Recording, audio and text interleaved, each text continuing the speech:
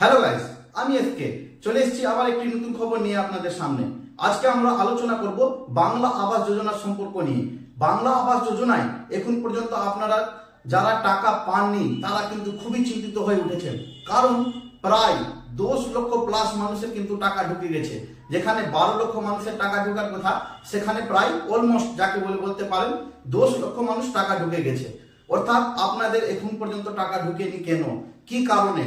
কারণ মুখ্যমন্ত্রী তো বলেছিলেন যে ডিসেম্বরের 31 তারিখের মধ্যেই আপনাদের সম্পূর্ণ টাকাটা দেওয়া হবে। তাই এখন পর্যন্ত যাদের অ্যাকাউন্টে টাকা ঢুকেনি তাদের জন্য কিন্তু দুঃখের খবর হতে পারে। কি অসুবিধা হতে পারে আপনাদের যে আপনাদের টাকা ঢুকছে না? তাছাড়া আপনাদের একটা সুখবরও রয়েছে। তো কি আপনাদের দুঃখের খবর আছে, কি আপনাদের সুখবর রয়েছে, ভিডিওটা শুরু থেকে শেষ পর্যন্ত দেখবেন, না দেখলে আপনারা বুঝতে পারবেন না। আর হ্যাঁ বন্ধুরা, আপনাদেরকে বলে দিই, আপনাদের যদি কোনো অসুবিধা হয় আমাকে সরাসরি কমেন্ট করতে পারেন, কারণ আমি প্রত্যেক কমেন্টের উত্তর দিই। এর আগে আমার ভিডিওগুলো, পুরাতন ভিডিওগুলোতে যারা কমেন্ট করেছেন আমি সবার কমেন্টের উত্তর দিয়েছি।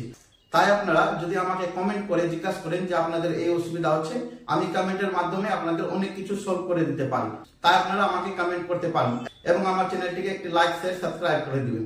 তো চলো ভিডিওটা শুরু করা যাক। আমাদের মুখ্যমন্ত্রী মমতা বন্দ্যোপাধ্যায় জানিয়েছিলেন যে 31 ডিসেম্বরের মধ্যে যারা স্যাংশন লিস্ট আছে তাদের কিন্তু সম্পূর্ণ মানুষের অর্থাৎ 12 লক্ষ মানুষের টাকা অ্যাকাউন্টে ক্রেডিট হয়ে যাবে। কিন্তু এখন ডিসেম্বর শেষ হয়ে গেল, তারপরে আপনাদের জানুয়ারিও শেষ হয়ে গেল, কিন্তু এখন পর্যন্ত অনেক মানুষের টাকাই ঢুকেনি। সেটা অনেক বড় কিন্তু তাদের কাছে চিন্তার কারণ হয়ে উঠেছে। অবশ্যই বন্ধুরা, আপনাদের কাছে এটা কিন্তু খুবই চিন্তার কারণ একটা খবর উঠে এসছে যে স্যাংশন লিস্ট থেকে 1 লক্ষ মানুষের কিন্তু নাম বাতিল করা হয়েছে। অর্থাৎ সরকারি সার্ভে তারা ভুয়ো ছিল বলে তাদের নামকে স্যাংশন লিস্ট থেকে কাটা হয়েছে। এটা কিন্তু আপনাদের টাকা না ঢোকার বিষয় হতে পারে। তাই বন্ধুরা, আপনাদের যদি টাকা এখনো ঢুকছে না, আপনারা কিন্তু বিডিও অফিসে গিয়ে চেক করে আসতে পারেন যে আপনাদের রিজেক্ট লিস্টে তো নাম পড়ে যায়নি।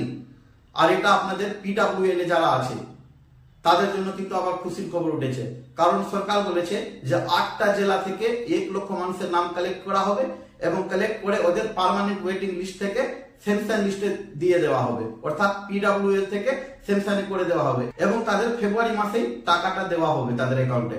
আর যারা PWL আছে তাদের কিন্তু মুখ্যমন্ত্রী লাইভ এসে মালদার সম্মেলনে যখন এসেছিলেন, তিনি জানিয়েছিলেন যে জুন মাসের মধ্যে আপনাদের কিন্তু PWL দের টাকা ঢুকতে শুরু হয়ে যাবে। আর তাদের সঙ্গে বলা হয়েছিল যে দ্বিতীয় কিস্তিরও টাকা কিন্তু আপনাদের জুন মাসে ঢুকবে, কিন্তু সেটা না, সেটা ডেটটা পেছানো হয়েছে। সেটা কিন্তু আপনাদের ডিসেম্বর লেগে যেতে পারে দ্বিতীয় কিস্তির টাকা পেতে। তো বন্ধুরা, একটু আপনারা ধৈর্য ধরেন, আপনাদের টাকা কিন্তু অবশ্যই ঢুকবে। সরকার প্রতিশ্রুতি দিয়েছে যখন, আস্তে আস্তে প্রত্যেক জনারই কিন্তু টাকা অ্যাকাউন্টে ক্রেডিট হচ্ছে। আমার কাছে অনেকেও এসেছিল আজকে আধার কার্ড নিয়ে তাদের অ্যাকাউন্ট চেক আপ করাতে, তো আমি দেখেছি যে তাদের আজকেও অনেক মানুষের কিন্তু টাকা ক্রেডিট হয়েছে।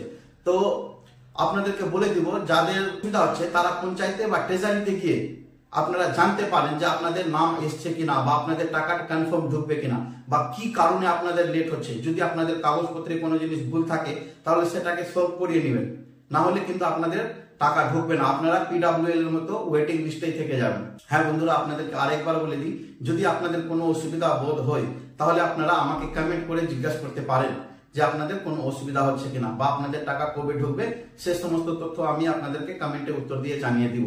ধন্যবাদ বন্ধুরা ভিডিওটা দেখার জন্য। আমার ভিডিওটি যদি ভালো লাগে একটা লাইক এবং সাবস্ক্রাইব করে দিবেন, কারণ আমি এরকম সরকারি প্রকল্প ভিডিওগুলো বানাতে থাকি। ধন্যবাদ।